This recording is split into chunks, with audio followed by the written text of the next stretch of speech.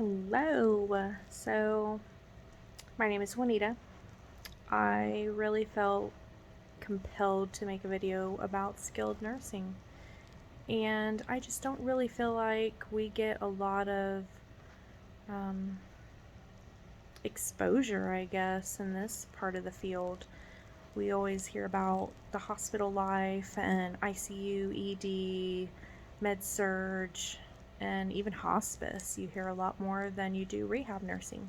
So I want to give a little ray of light on us and hopefully encourage some to join this part of the field.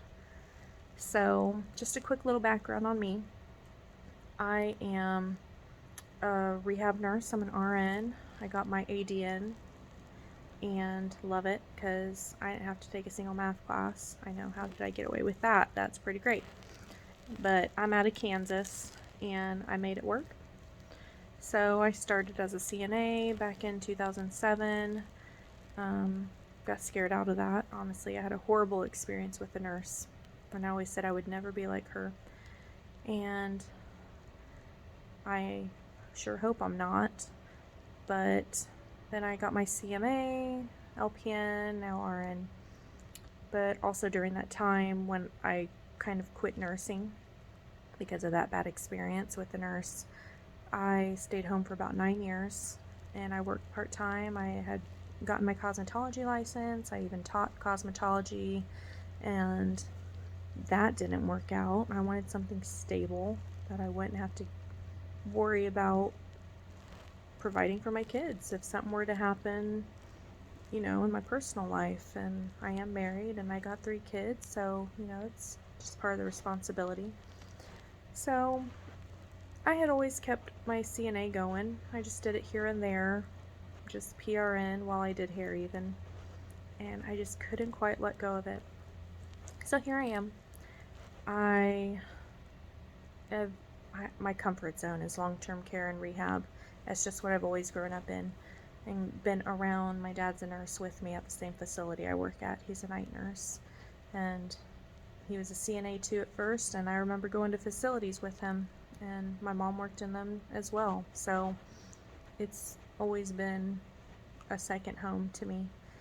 I just get paid for it now. But yeah, skilled nursing is very different. You might have seen a little bit doing clinicals if you're going to nursing school or already are a nurse. Then maybe you saw inpatient rehab. We're similar, a little different. We don't have doctors rounding like they do. We do get rounding done, but we have one in-house provider. We might have one other physician coming in to see them, but we don't have all sorts of doctors coming in and out. We don't have lab coming in multiple times a day. Sometimes they're just there once a week for a certain resident. So it's definitely a lot less stressful for them in that aspect. But skilled nursing is very busy. So I have been through med surge. I saw what that life is like, and I feel like it's very similar to med surge. We get a lot of people right out of surgery, maybe post-op day 1, day 2 sometimes, and they come right to us, and we're treating them from the get-go. Sometimes a lot longer. They've already been in the hospital for a month, and then we get them and we're continuing rehab. So it just varies. Sometimes we get lots of repeats, so they are very familiar to us. So we see a lot of the same faces, which makes it nice in a way, because we already know about them and what they like, what they don't like, and we know what their potential was prior to their most recent admission. So skilled nursing, we are dedicated to getting them back to their highest functioning level. We are not just treating the main diagnosis. Maybe they broke a rib, maybe they broke their hip or had a whole replacement. I don't know. We're not just treating that. Sometimes we are finding new diagnosis for them, and then we have to start treating that as well. And majority of the time, they come in for one thing. Maybe, let's say they had a fracture of the femur, had a replacement done, I don't know, a big surgery. They come in, they're just fine. It's healing great, no problems whatsoever. They're transferring great, they're doing good walking. And then they start becoming short of breath, or they get pneumonia, or then they're dealing with a new onset AFib. It always seems to, they always seem to come in for one thing, but we're really starting to treat them for something else. That's just how it happens. I'm telling you, they can't catch a break. So that's a big part of it, is we're constantly monitoring them for new changes as well. And we have to address that too. We have family in a lot. We're helping family's concerns, or the lack of family and their concerns. That can be just as difficult. So the day starts out not too busy. My day starts at about, I try to get there at 6:30. My shift doesn't start till 7, but nurses are supposed to be there 15 minutes early for report. I like to get there early, see who I'm going to work with. As an RN or a nurse on the unit, we are in charge of assigning the tasks to the CNAs, who they're going to be working with, who the residents are for that day, making sure that they know what needs to be done. If someone's leaving for an appointment out of the facility, we need to make sure the med aid knows so they can make sure they get their meds on time. Checking any appointments, when their family's coming in, because therapy will need to know that as well. So therapy works around the residents very well. Around their pain, if they haven't had pain meds, we need to make sure we get that on time before they start getting worked with. What else? Yeah, so that's just the beginning of the shift. And then all throughout the shift, of course, we're getting phone calls galore from either things that need addressed, or family coming to visit, or we got meetings going on. We're either on the phone trying to get procedures scheduled, follow-up visits scheduled, get transportation set for those appointments. They are allowed out of the facility if they would like to with family. There's always protocol and policy that we go back to on that, and that's always ever changing. So with COVID, we have to really, our administrator's on top of it, so we're pretty on top of, following what needs to be done. Let's see, as most know, we're pretty short-staffed, so as a nurse in the rehab unit, you're going to be running the floor a lot too. You're going to be helping getting people up for the day, making sure they're getting fed. You might even be feeding them. I know I do, but I was a CNA before too, so I know how difficult that can be, and I think that makes a big difference. And a nurse is understanding that role, because they are my eyes. They have caught so many things for me, and I really appreciate them. Even though it's difficult, I try to keep them holding on just as much as me. So we got multiple showers a day too, so that is another big task, and we are big about our showers.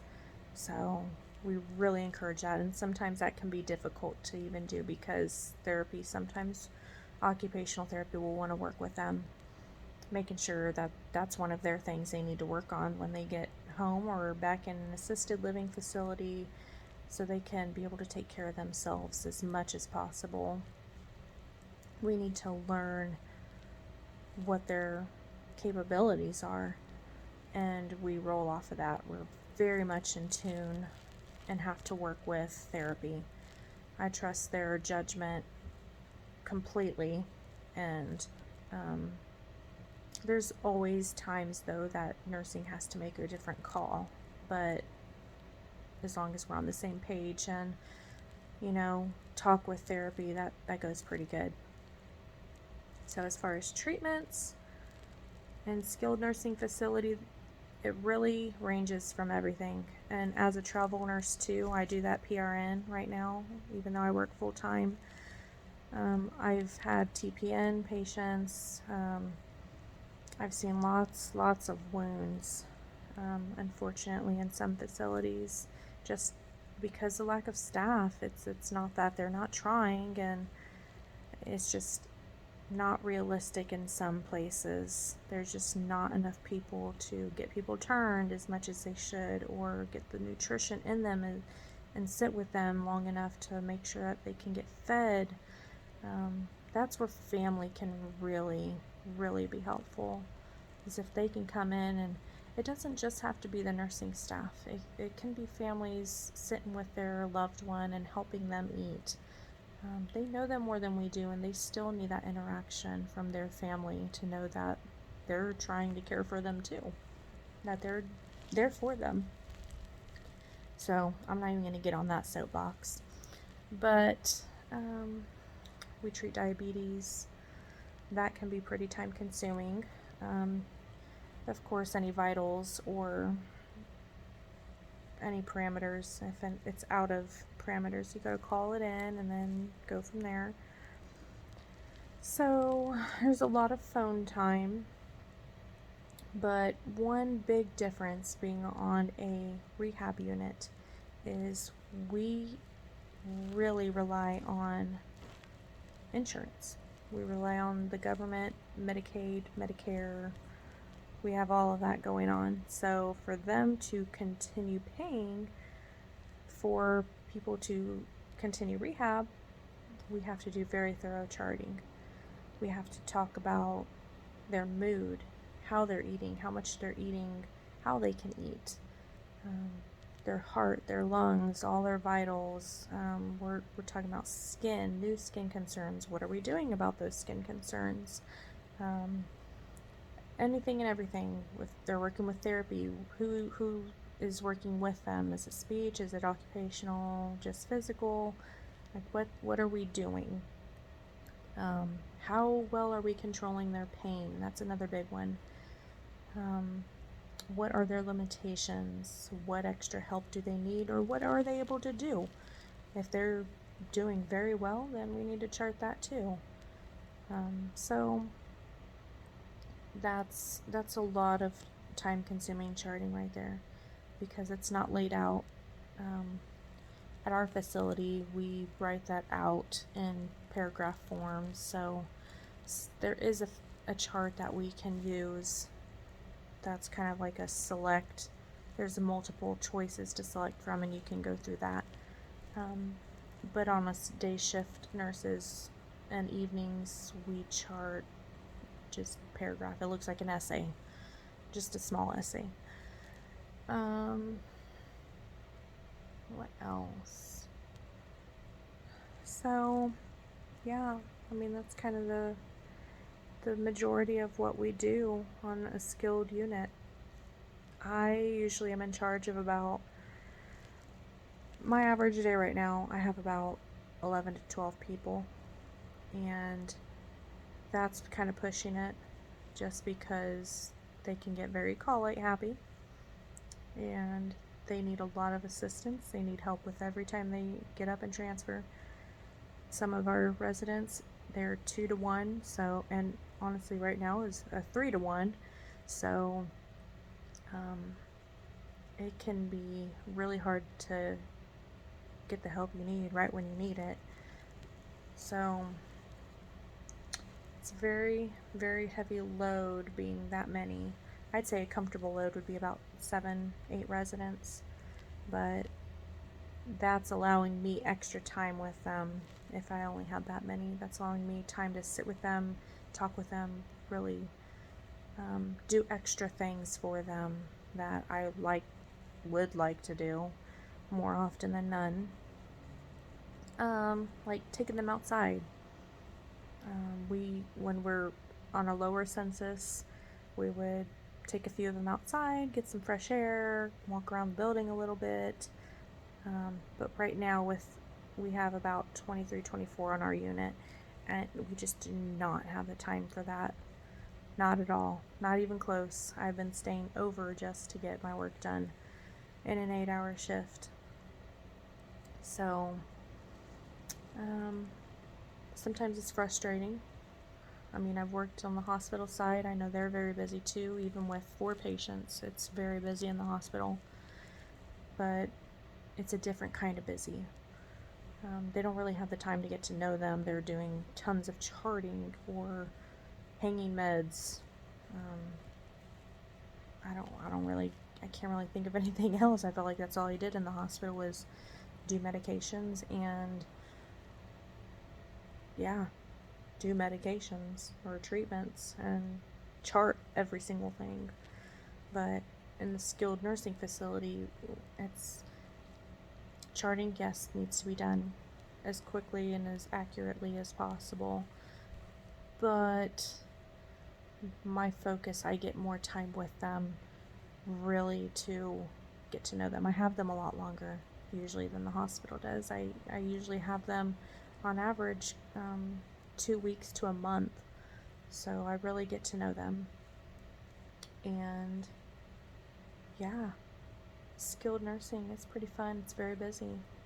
It's a different environment than the hospital. We're lucky and blessed to have a med aid, so that's one thing you don't get in the hospital. It's pretty great to have one. Sometimes I have to do it though, and that's okay. But